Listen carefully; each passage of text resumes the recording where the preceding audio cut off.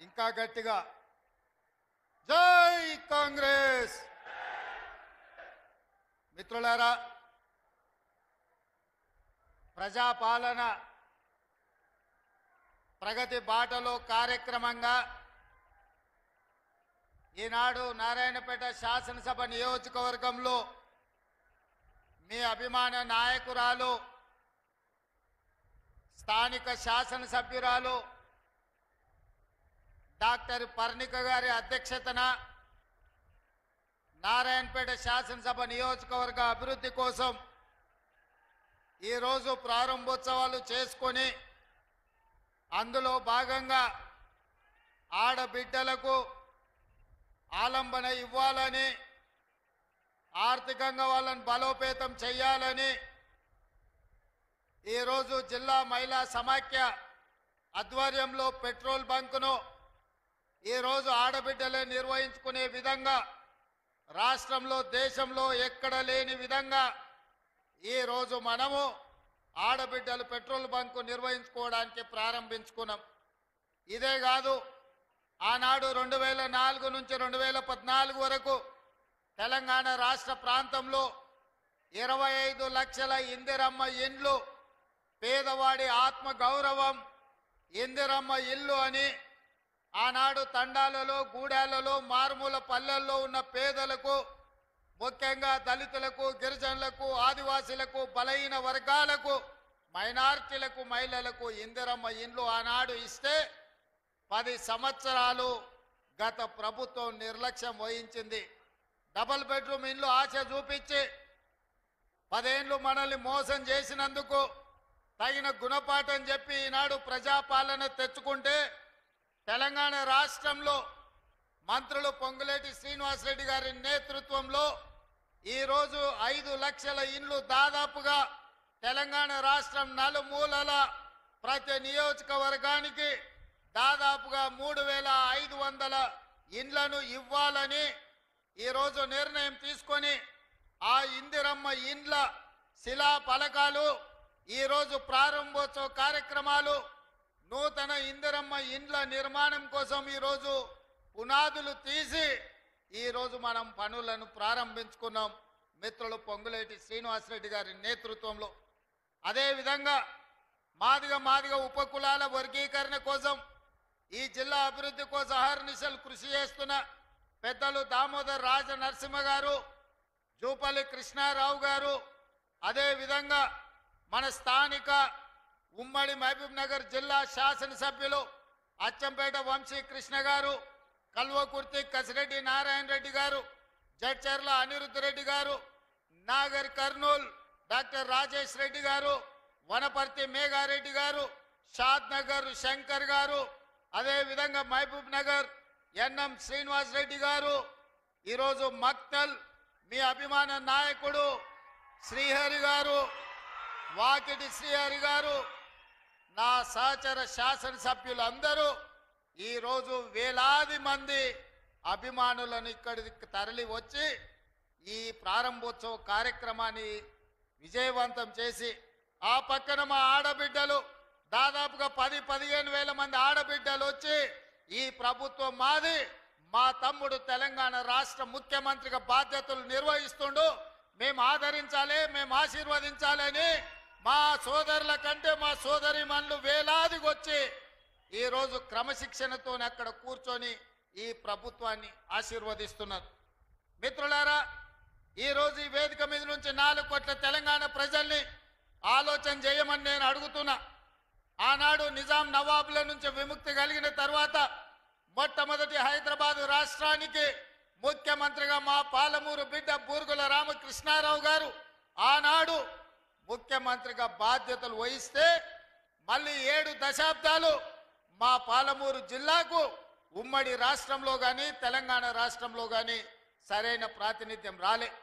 7 దశాబ్దాల తర్వాత ఈ పాలమూరు బిడ్డల ఆశీర్వాదం వల్ల మీరు అండగా నిలబడి 12 మంది పార్లమెంటు సభ్యులను గెలిపించి ఆశీర్వదించి నన్ను హైదరాబాద్కు పంపిస్తే తెలంగాణ రాష్ట్రానికి ముఖ్యమంత్రిగా మీ పాలమూరు బిడ్డ మీ సోదరుడు ఇవాళ ముఖ్యమంత్రి అయ్యి ఇవాళ మీ ముందు నిటారుగా నిలబడ్డాడు.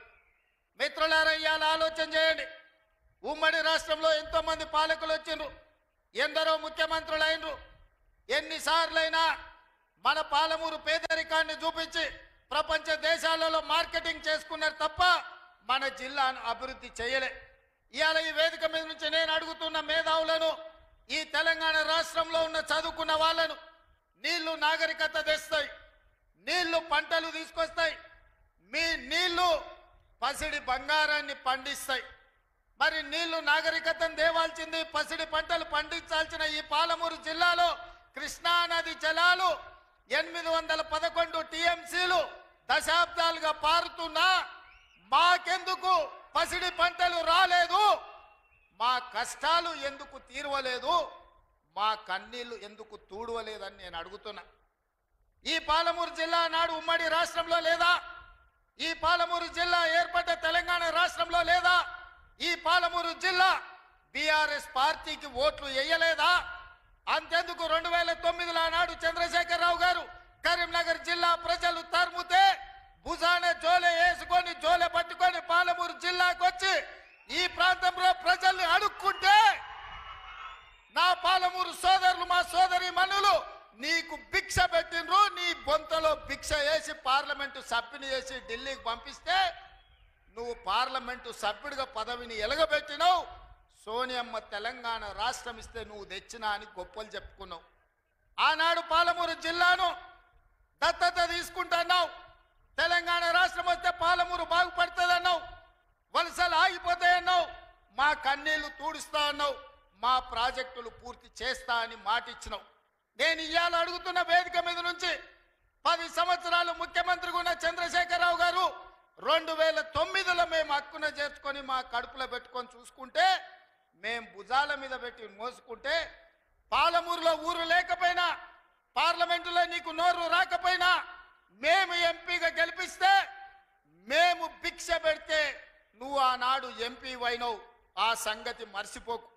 మరి 10 సంవత్సరాలు ముఖ్యమంత్రిగా ఉన్న నువ్వు మా ప్రాజెక్టులను ఎందుకు పూర్తి చేయలేదని నేను అడుగుతున్నా. ఇవాళ ఈ వేదిక మీద నుంచి పెద్ద పెద్ద మాటలు మాట్లాడుతున్నారు, పొంకనాల మాటలు. ఇవాళ నేను అడుగుతున్నా చంద్రశేఖరరావు గారిని, 10 సంవత్సరాలు ఈ తెలంగాణ రాష్ట్రానికి 2 సార్లు నువ్వే ముఖ్యమంత్రి కదా, నీదే ప్రభుత్వం కదా, మా జూరాల ప్రాజెక్టు పూర్తి ఎందుకు కాలే? మా కల్వకుర్తి ఎత్తిపోతల కంప్లీట్ ఎందుకు కాలేదు?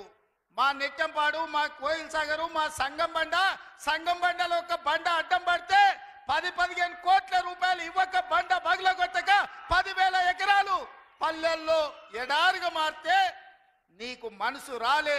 సంగం బండలో బండ వలగొట్టలే. కానీ మేము వచ్చిన తర్వాత ఆ బండ బగలగొట్టి ఆ గ్రామాలకు నీళ్ళు ఇచ్చినాం. ఇవాళ కోయిల్ సాగర్, ఇవాళ మీ ఆర్టీఎస్, ఇవాళ ఈ ప్రాంతంలో ఉండే ఏ ప్రాజెక్ట్ అయినా ఎందుకు 10 ఏళ్లలో పూర్తి చేయలే? అదే కాదా నాడు ఉమ్మడి రాష్ట్రంలో జూపల్లి కృష్ణారావు గారు, చిన్నారెడ్డి గారు, డాక్టర్ మల్లు రవి గారు ఆనాడు కిరణ్ కుమార్ రెడ్డితో కొట్లాడి, ఆనాడు అరుణమ్మ గారు కూడా మంత్రిగా పాలమూరు రంగారెడ్డి ఎత్తిపోతల ప్రాజెక్టు పూర్తి చేయాలి, 12 లక్షల ఎకరాలకు నీళ్లు ఇవ్వాలి అని కొట్లాడి జూరాల నుంచి నీళ్లు తీసుకోవాలని పాలమూరు రంగారెడ్డి ఎత్తిపోతల పథకానికి అనుమతి తీసుకొచ్చారు. 16,000 కోట్లతోని ప్రాజెక్టు మంజూరైంది. 35,000 కోట్లు మొత్తం అంచనాలు వేసి టెండర్లు పిలిచిండ్రు. కానీ చంద్రశేఖరరావు వచ్చిన తర్వాత ప్రాజెక్టుల రీజైనింగ్ పేరు మీద 35,000 కోట్ల రూపాయల ప్రాజెక్టును 55,000 కోట్ల రూపాయలకు పెంచిండు. టెండర్లు పిలిచిండు, కాంట్రాక్టర్లకు ఇచ్చిండు, కమిషన్లు మెక్కిండు. జూరాల నుంచి నీళ్లు తీసుకోవాల్సిందని శ్రీశైలం బ్యాక్ వాటర్స్ కు పంపించాడు. ఇవాళ శ్రీశైలానికే ఆ ప్రాజెక్టును తరలించడం వల్ల ఈరోజు పాలమూరు ఎడారిగా మారుతుంది. 10 ఏళ్లలో పాలమూరు రంగారెడ్డి పూర్తి చేసిన, కల్వకుర్తి పూర్తి చేసిన, భీమా, నెట్టంపాడు, కోయిల్ సాగర్, రాజోలి బండ పూర్తి చేసి ఉంటే, తుమ్మిళ్ళ ప్రాజెక్టును పూర్తి చేసి ఉంటే ఇవాళ ఆంధ్రప్రదేశ్ మనకు అభ్యంతరం పెట్టకపోయి ఉండే. 10 ఏళ్లలో నువ్వు ప్రాజెక్టులు పూర్తి చేయలేదు, పాలమూరును పడావు పెట్టినావు కాబట్టి ఇవాళ మా ప్రాంతం ఎడారిగా మారింది. ఆనాడు 2014లో నేను కొట్లాడి తెచ్చిన మక్తల్ నారాయణపేట కొడంగల్ ప్రాజెక్టు ఒకనాడు ఉమ్మడి రాష్ట్రంలో రాజశేఖర రెడ్డి గారు ముఖ్యమంత్రి ఉన్నప్పుడు దివంగత నాయకుడు చిట్టెం నర్సిరెడ్డి గారు మొట్టమొదట ప్రస్తావించండు మక్తల్ నారాయణపేట కొడంగల్ ప్రాజెక్టు గురించి. ఆ తర్వాత వారు చనిపోయినాక దాని గురించి మాట్లాడిన వాళ్ళే లేరు. మళ్ళీ 2009లో కొడంగల్ ఎమ్మెల్యేగా నేను బాధ్యత తీసుకున్న తర్వాత ఆ కాగితాలు వెలికి తీసి నేను కొట్లాడి 2014లో ఈరోజు నా మక్తల్ నారాయణపేట కొడంగల్ ప్రాజెక్టు తీసుకొచ్చిన. ఆనాడు 1500 కోట్ల రూపాయలతో అంచనా అయ్యింది. 1500 కోట్ల రూపాయలతోని 1,07,000 ఎకరాలకు ప్రాజెక్టు కట్టడానికి అనుమతులు తెచ్చినాం. 10 ఏళ్ళు నా మీద కక్షతోని పాలమూరు మీద పగతోటి చంద్రశేఖరరావు ఈ ప్రాజెక్టును పక్కన పెడితే ఈరోజు నేను వచ్చిన తర్వాత తిరిగి వాటిని దుమ్ము దులిపి పనులు మొదలుపెట్టిన.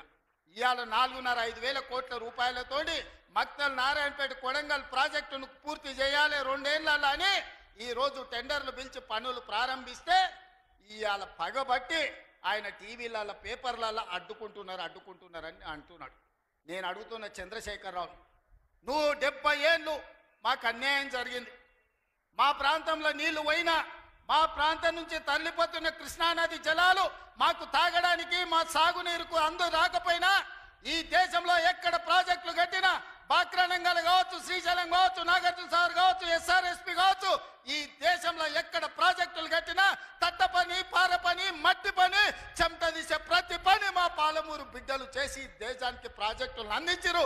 ఇవాళ ఈ దేశంలో పంట పండుతుందంటే మా పాలమూరు బిడ్డల స్వేదం ఉంది, మా రక్తం ఉంది, మా కష్టం ఉంది.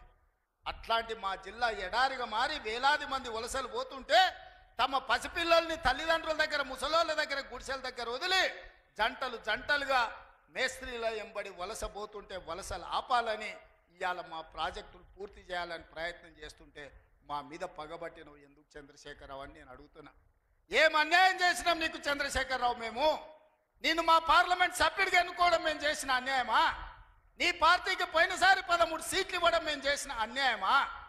ఏం అన్యాయం చేసినామని ఇవాళ మా జిల్లాల ప్రాజెక్టులను అంటుకుంటున్నాం. ఈ 10 ఏళ్లలో నువ్వు పాలమూరు రంగారెడ్డి ఎత్తిపోతలు పూర్తి చేసినుంటే ఇవాళ చంద్రబాబు నాయుడుతో పంచాయతీ ఎందుకు వస్తుండే?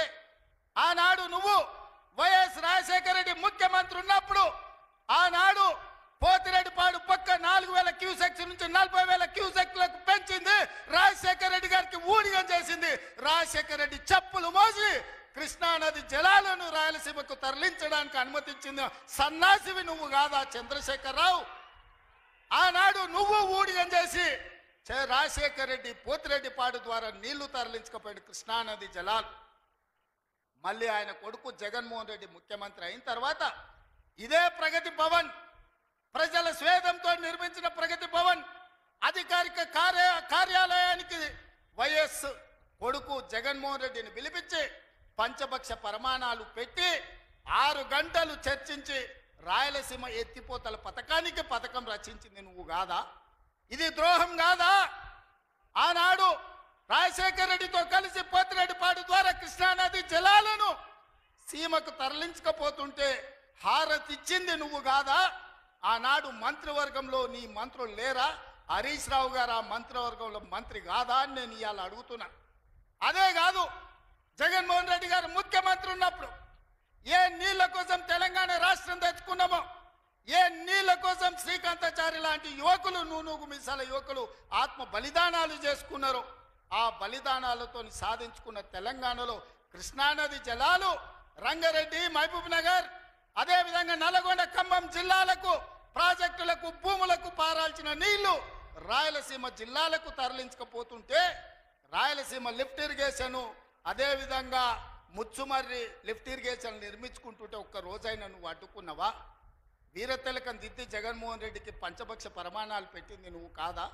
ఇవాళ నువ్వు చేసిన పాపం ఇవాళకు మాకు శాపమైంది, ఇవాళ మాకు ఉరైంది.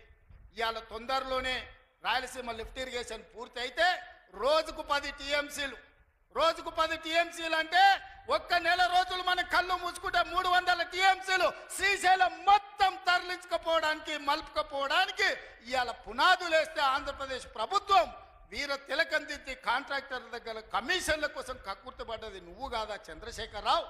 ఆనాడు సాగునీటి పారుదల శాఖ మంత్రి హరీష్ రావు కాదా అని నేను అడుగుతున్నా. 5 ఏళ్ళు హరీష్ రావు సాగునీటి పారుదల శాఖ మంత్రి, 5 ఏళ్ళు చంద్రశేఖరరావు గారు సాగునీటి పారుదల శాఖ మంత్రి. మరి నేను ఇవాళ అడుగుతున్నా, పాలమూరు అక్కడనే ఉంది, కల్వకుర్తి అక్కడనే ఉంది, భీమా ఎండిపోయింది, కోయిల్ సాగర్ ఆరిపోయింది, ఈరోజు ఆర్డిఎస్ అట్లనే ఉండిపోయింది. మా ప్రాజెక్టులు ఎందుకు పూర్తి చేయలే, మా పాలమూరు కష్టాలు ఎందుకు తీరవలేదని నేను అడుగుతున్నా. ఈ నీళ్లు మాకు నాగరికతను ఎందుకు తేలే, ఈ నీళ్లు మాకు పసిడి పంటలు ఎందుకు దిగలే, ఈ నీళ్లు మాకెందుకు కన్నీళ్లు మిగిలిచ్చినాయని నేను అడుగుతున్నా. ఈ నీళ్లు మా భూములు ఎడారుగా మారడానికి, ఈ నీళ్లు మా ప్రజలు వేలాదిగా వలసలు పోవడానికే పనికొచ్చినాయి తప్ప మా జీవితాలలో వెలుగులు వచ్చినాయని నేను అడుగుతున్నా. ఈ పాపం నీది కాదా చంద్రశేఖరరావు? ఈ పాపం నీదే కదా? 10 ఏళ్ళు వచ్చిన తెలంగాణ రాష్ట్రంలో 2 లక్షల కోట్ల రూపాయలు సాగునీటి ప్రాజెక్టుల కోసం ఖర్చు పెట్టినావు కదా. 1,00,000 కోట్లు కాళేశ్వరం కట్టినావు, 1,00,000 కోట్లల్లా 1,000 కోట్లు మింగినావు. కట్టిన కాళేశ్వరం కుప్పగూలిపోయింది. ఇంతకంటే దిక్కుమాలిన ప్రాజెక్ట్ ఇంకెక్కడైనా ఉంటుందా అని నేను చంద్రశేఖరరావుని అడుగుతున్నా. ఇవాళ మా ప్రాజెక్టులు పడావు పెట్టి మా నిధులు నీళ్ళేమో రాయలసీమ తరలించకపోయింది, నిధులేమో నువ్వు తరలించకపోయినావు. పదవులేమో నీ ఇంట్లోకి వచ్చినాయి, పాపాలేమో మాకు వచ్చినాయి. ఇవాళ ఈ పాపాలు ఈ కష్టాలు ఎంతకాలం మేము ఎదుర్కోవాలని నేను అడుగుతున్నా. అందుకే మిత్రులారా, ఇవాళ మన మీద పగబట్టిండు. 10 ఏళ్ళు ముఖ్యమంత్రి ఉన్నాయన, మన పరిపాలన బాగలేదంటుండు. నేను అడుగుతున్న ఇక్కడికి వచ్చిన సోదరుని, తెలంగాణ ప్రజల్ని, 10 ఏళ్ళు కేసీఆర్ ముఖ్యమంత్రి ఉన్నాడు, 12 ఏళ్ళు నరేంద్ర మోడీ ప్రధానమంత్రి ఉన్నాడు. ఇవాళ చర్చకు సిద్ధమా? కిషన్ రెడ్డి గారు మీ పార్టీ ప్రెసిడెంట్గా నువ్వురా, కేంద్ర మంత్రిగా నువ్వురా, చంద్రశేఖరరావు గారు ప్రతిపక్ష నాయకుడిగా నీ పార్టీ ప్రెసిడెంట్గా నువ్వురా, కాంగ్రెస్ పార్టీ నుంచి ముఖ్యమంత్రిగా నేను వస్తా. 12 ఏళ్ళు మోడీ పరిపాలన మీద, 10 ఏళ్ళు చంద్రశేఖరరావు పరిపాలన మీద, 12 నెలల మా పరిపాలన మీద, ప్రజా పరిపాలన మీద చర్చ చేయడానికి నేను సిద్ధంగా ఉన్నా. చర్చలో ఓడితే ముక్కు నేలకు రాస్తా అని చెప్పి నేను ఈ సందర్భంగా సవాలు విసురుతున్నా. ఇవాళ నేను అడుగుతున్నా, మాకు అవకాశం వచ్చింది, మా జిల్లాకు అవకాశం వచ్చింది. మేము ఎవరినో అడుక్కోవడం, ఎవరి ముందల్లో చేయి దాచడం కాదు. ఇవాళ మా పాలమూరు జిల్లాకే ఒక అవకాశం వచ్చింది. మా ప్రాజెక్టులు మేము పూర్తి చేసుకోవద్దా? మా మక్తల్ నారాయణపేట కొడంగల్ ఎత్తిపోతల పథకాన్ని మేము కట్టుకోవద్దా? మా పాలమూరు రంగారెడ్డి పూర్తి చేసుకోవద్దా? మా కల్వకుర్తి పూర్తి చేసుకోవద్దా? మా బీబా పూర్తి చేసుకోవద్దా? మా నెట్టంపాడు పూర్తి చేసుకోవద్దా? మా కోయిల్ సాగర్ పూర్తి చేసుకోవద్దా? మా జూరాల పూర్తి చేసుకోవద్దా? మా తుమ్మిళ్ళ ప్రాజెక్టు పూర్తి చేసుకోవద్దా? మా ప్రాంతం అభివృద్ధి చెందొద్దా అని చంద్రశేఖరరావుని అడుగుతున్నా. ఏది తీసినా ఏది పెట్టినా వద్దు అనే తప్ప నీ నోటి నుంచి ఒక్క మాట అయినా మంచి మాట వచ్చిందా అని నేను అడుగుతున్నా. ప్రాజెక్టులు కట్టొద్దంటివి, భూములు సేకరించొద్దంటివి, పరిశ్రమలు పెట్టొద్దంటివి. లగచర్లలో పరిశ్రమలు అంటే కలెక్టర్లను చంపడానికి చూస్తేవి. మాకు పరిశ్రమలు వద్దా? మా జిల్లాకు ప్రాజెక్టులు వద్దా? మా జిల్లాలో నీళ్లు పారొద్దా? మా పంటలు పండొద్దా? మా రైతులు బాగుపడొద్దా? మేము మంచి బట్టలు కట్టుకోవద్దా? మేము బుక్కెడు బువ్వ తినొద్దా? మేము సమాజంలో గౌరవంగా బతకొద్దా? చంద్రశేఖరరావు, నువ్వు సమాధానం చెప్పని నేను వేదిక మీద నుంచి అడుగుతున్నా. మాకు ఆత్మగౌరవం లేదా? మేము మీలాక దొరలు కాకపోవచ్చు, కానీ మేము రైతు బిడ్డలమే కదా. మేము గౌరవంగా బతకాలని కోరుకోవడం తప్ప, మా ఆడబిడ్డలు వాళ్ళ పిల్లల్ని చదివించుకోవాలనుకోవడం ఏమన్నా నేరమా? ఎందుకు అడ్డుకుంటున్నారు నువ్వు, నీ కొడుకు, నీ అల్లుడు అని నేను అడుగుతున్నా. 12 నెలలు కానీ ప్రభుత్వం అప్పుడే దిగిపోవాలంటున్నాడు. 10 ఏళ్ళలో నువ్వు చెయ్యని పనులు మేము చేసినాం కదా. ఏం బాగలేదు పాలన. ఆయన కొడితే గట్టి కొడతాడంట. ఆయన కొడితే ఎంత గట్టి కొడతాడంట అంటే ఇక అది చెప్పనలవి కాదంట. నేను అడగదలుచుకున్న మా సోదరుడు, అయ్యా ఆయన గట్టి కొట్టడానికి ఫుల్లా ఆఫా? ఏంది గట్టి కొట్టడానికి? ఏం కొడతాడు ఆయన? కొడితే గిడితే ఓ ఫుల్లు ఓ ఆఫ్ గట్టి కొట్టగలడు. అంత మించి గట్టి కొట్టేది ఏందుంది? 10 ఏళ్ళు నువ్వు గట్టి కొట్టేటోని ఆయన ఉంటే, నిజంగానే నువ్వు గట్టి కొట్టాలంటే డ్రగ్స్ పార్టీలు ఫామ్ హౌస్లలో చేస్తున్న నీ కొడుకును వంగబెట్టి గట్టి కొట్టు, వానికి బుద్ధి వస్తుంది. ఢిల్లీలో లిక్కర్ దందాలు చేసి తెలంగాణ గౌరవాన్ని తీసిన నీ బిడ్డను దవడ మీద అంగబెట్టి గట్టి కొట్టు. తెలంగాణ పరువు తీసినందుకు గట్టి కొడితే వస్తుంది.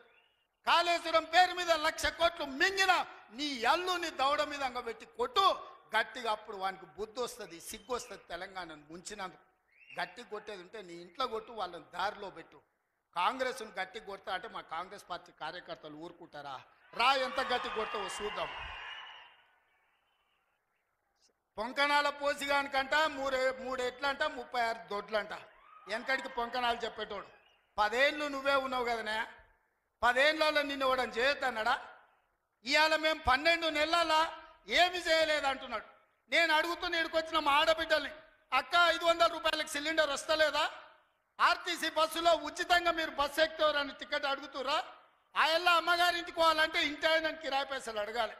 అమ్మవారి గుడికి పోవాలంటే పక్కింటోళ్ళు తోడు రావాలి. ఇలా 500 రూపాయల సిలిండర్, ఆడబిడ్డల కార్తీలో ఉచిత ప్రయాణం, 200 యూనిట్లు ఈరోజు ఉచితంగా కరెంటు, 25,50,000 రైతులకు 21,000 కోట్ల రూపాయల రైతు రుణమాఫీ చేసినాం.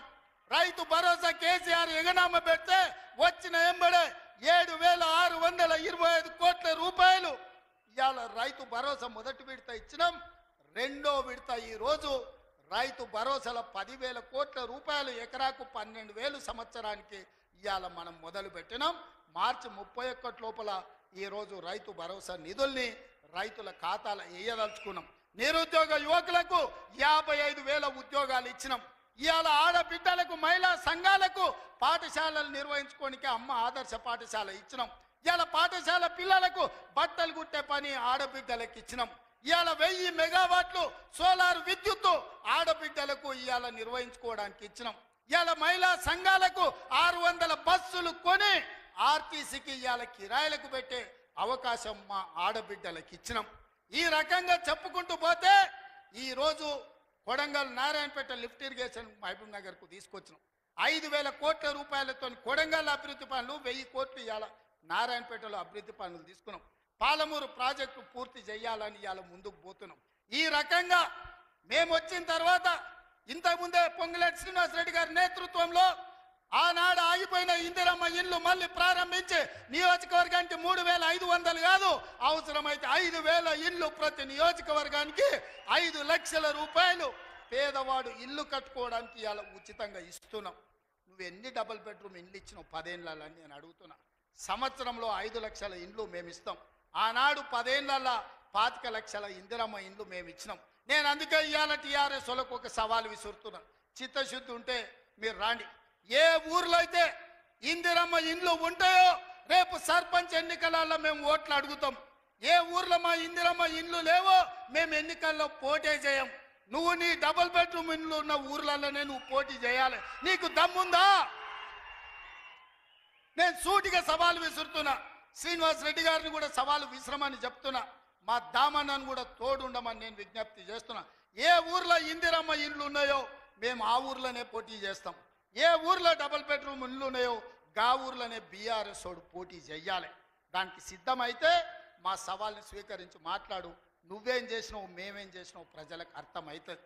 అందుకే ఇవాళ ఆర్టీసీలో బస్సు అయినా, ఆడబిడ్డలకు 200 యూనిట్లు ఇంటికైనా, 500 రూపాయల సిలిండర్ అయినా, యువకులకు 55,000 ఉద్యోగాలైనా, 21,000 కోట్ల రూపాయల రైతు రుణమాఫీ అయినా, రైతు భరోసాలో 12,000 కోట్ల రూపాయలు సంవత్సరానికి ఇచ్చిన, ఉపాధి హామీ కూలీలకు ప్రతి ఇంటికి 12,000 రూపాయలు ఇవాళ ఉచితంగా ఇచ్చిన ఒక్క సంవత్సరంలోనే ఇవన్నీ పనులు మనం చేసినాం. ఇవే కాదు, ఇవాళ బీసీలు తెలివికల్లోలైన డాక్టర్లు, లాయర్లు, ఇంజనీర్లుగా ఈ చదువుకున్నారు. ఐఏఎస్లు, ఐపీఎస్లుగా వాళ్ళు రాణిస్తున్నారు. మేము ఎంతమంది ఉన్నామో లెక్క చెప్పండి అని అడుగుతారు. 1931 100 ఏళ్ల కింద తెల్లదొరలు లెక్కలు కట్టారు కులగణన. మళ్ళీ ఇవాళ వరకు కట్టలే. 7 దశాబ్దాలైన స్వతంత్ర దేశంలో బీసీ కులగణన చెయ్యలే. ఇవాళ తెలంగాణ రాష్ట్రం దేశంలోనే మొదటిసారిగా బలహీన వర్గాలకు సంబంధించిన ప్రతి కులానికి సంబంధించిన లెక్క తీసి కులగణన చేసి దేశానికి ఆదర్శంగా నిలబడ్డది. 100 ఏళ్ల నుంచి జరగని పని ఇవాళ తెలంగాణ రాష్ట్రంలో చేసినాం. మాదిగ ఉపకులాల వర్గీకరణ ఏళ్ళ నుంచి కొట్లాడుతారు. 30 ఏళ్ళ నుంచి 100 మంది పిల్లలు చచ్చిపోయిన కొట్లాటలు. ఇవాళ ఎస్సీ ఉపకులాలకు సంబంధించి ముఖ్యంగా మాదిగ ఉపకులాల వర్గీకరణ 30 ఏళ్ళ నుంచి పీఠముడిగా ఉంటే ఆ సమస్యని పరిష్కరించి ఇవాళ వర్గీకరణ చేసినాం. ఇవన్నీ ఒక్క సంవత్సరం మేము సాధించిన విజయాలు. చంద్రశేఖరరావు, నీకు ఇవి కనిపిస్తలేవా? నీ కండ్లకి ఏమన్నా పసిరికలు వచ్చినాయా? నీ కండ్లు ఏమన్నా పచ్చగానే అని నేను అడుగుతున్నా. ఇవన్నీ మేము చేస్తలేమా? ఇవన్నీ నువ్వు సభకు వస్తే చర్చిస్తాం కదా. ఆయన రాడు. ఇక ఒక ఆయన మోడీ ఉన్నాడు ఢిల్లీలో, ఈయన గల్లీలో ఈయన ఒక ఆయన ఉంటే ఆడొక ఆయన ఉన్నాడు. ఆయన మనుషులు ఈడ మోపారు. బండి సంజయ్ అంట, కిషన్ రెడ్డి అంట. ఏం చేసిరాయా మీరు ఏం చేసిరో సవాల్ అంటుండు. నేను సూటిగా సవాల్ ఈసారి తలుచుకున్నా కిషన్ రెడ్డికి, బండి సంజయ్కి. 2014, 2019, 2023 నరేంద్ర మోడీ గారు ఇచ్చిన హామీలు మొన్న 2023లో మేము ఇచ్చిన హామీల మీద మేము చర్చకు సిద్ధంగా ఉన్నాం. నేను మా దామన్న మేము ఇద్దరం వస్తాం. కిషన్ రెడ్డి గారు, బండి సంజయ్ మీరు ఇద్దరు రాండి. బీఆర్ఎస్ నుంచి వాళ్ళని కూడా తండ్రి కొడుకులు వస్తారో, మామ అల్లుడు వస్తాడో, బావ బామార్ది వస్తాడో, ఎవడో ఒకడు వాళ్ళని కూడా రాని. చర్చ పెడదాం, బజార్లో పెడదాం, అంబేద్కర్ చౌరస్తాలో పెడదాం, అంబేద్కర్ సాక్షిగా చర్చ చేద్దాం. 10 ఏళ్ళు కేసీఆర్ ముఖ్యమంత్రిగా, 12 ఏళ్ళు నరేంద్ర మోడీ ప్రధానమంత్రిగా, 12 నెలలు మన ప్రభుత్వం ఇందిరమ్మ ప్రభుత్వం చేసిన పనుల మీద చర్చ చేద్దాం. నరేంద్ర మోడీ ఇచ్చిన మాట, స్విస్ బ్యాంకులో లక్షల కోట్ల రూపాయలు నల్లధనం ఉంది, అవి తెచ్చి ప్రతి పేదవాడి ఖాతాలో 15 లక్షలు వేస్తా అన్నాడు. ఒక్క పేదోని ఖాతాలన్నా మోడీ 15 పైసలు వేసినాడే? వేసిండా? ఒక్క రూపాయి నల్లధనం తేలే. కానీ నల్లధనం ఉన్నోళ్ళు దేశం విడిచి పారిపోయినారు. నీరవ్ మోడీ, ఆయన చోక్సీ, విజయ్ మాల్యా ఇట్లా 100 మంది బ్యాంకులను ముంచి 16 లక్షల కోట్ల రూపాయలు బ్యాంకులకు ఎగదొప్పి పెట్టుబడిదారులు, మోడీ దోస్తులు దేశం విడిచి విదేశాలకు వారిపోయినారు తప్ప విదేశాలలో ఉన్న నల్లధనం ఒక్క పైసా కూడా మోడీ తెచ్చింది లేదు, పేదోడి ఖాతాలు వేసింది లేదు. రైతుల ఆదాయం 2 చేస్తా అన్నాడు. కానీ రైతు వ్యతిరేక నల్ల చట్టాలు తెస్తే 16 నెలలు ఢిల్లీ సరిహద్దుల్లో సైనికులాగా వేలాది మంది రైతులు దీక్ష చేసి నరేంద్ర మోడీ మెడలు వంచి జాతికి క్షమాపణ చెప్పి రైతు వ్యతిరేక నల్ల చట్టాలను మోడీ చేత ఉపసంహరింపజేసిండ్రు రైతులు. అదేవిధంగా 2022 లోపల ప్రతి పేదవాడికి ఇల్లు అందిస్తా అన్నాడు మోడీ. ఏ పేదోడికి ఇల్లు ఇచ్చినవో ఈ రోజు అప్పక్పల్లికి రా, చూపిద్దురా మోడీ ఇచ్చిన ఇల్లు ఎక్కడుందో. నేను అడుగుతున్నా, నారాయణపేటకు రా, మోడీ ఇచ్చిన ఇల్లు ఎక్కడున్నాయో చూపిద్దురా. సంవత్సరానికి 2 కోట్ల ఉద్యోగాలు ఇస్తున్నాడు. 12 ఏళ్ళు అయింది, 24 కోట్ల ఉద్యోగాలు రావాలి. ఆ లెక్కన ఒక తెలంగాణకే 1 కోటి ఉద్యోగాలు రావాలి. ఎవరికి వచ్చినాయో ఉద్యోగాలు? ఓ కిషన్ రెడ్డికి, ఓ బండి సంజయ్కి ఇద్దరికి ఉద్యోగాలు వచ్చినాయి. తెలంగాణలో ఎవరైనా మోడీ ఉద్యోగం ఇచ్చిండా? ఎవరికి ఉద్యోగాలు ఇచ్చిండో మోడీ వచ్చి చూపియాలి లెక్క. నేను ఇచ్చిన 55,000 మందికి మొదటి సంవత్సరంలో ఉద్యోగాలు తలకాయ లెక్క పెడితే ఎల్బీ స్టేడియం రా, ఒక్కొక్కరిని లెక్క పెట్టి పేరు రాసుకొని ఏ ప్రభుత్వ ఉద్యోగం ఇచ్చినో లెక్కలు చెప్తా. మోడీ గారు, నీ బంట్లను పంపిస్తావో, నీ బంట్రోతులను పంపిస్తావో నువ్వు పంపించు, లెక్క పెట్టి చూపించే బాధ్యత నాది. మోడీ ఒక రకంగా మోసం చేస్తే ఇక్కడున్న కేసీఆర్ గారు ఇంకొక రకంగా ప్రజల్ని వంచిండు, మోసం చేసిండు, దోపిడీ చేసిండు. ఇవాళ అందుకే సూటిగా నేను సవాలు విసిరదలుచుకున్న బీజేపీ బీఆర్ఎస్ వాళ్ళకు. బీఆర్ఎస్ 23లో అధికారం పోయింది, 24 పార్లమెంట్లో డిపాజిట్లు పోయినాయి.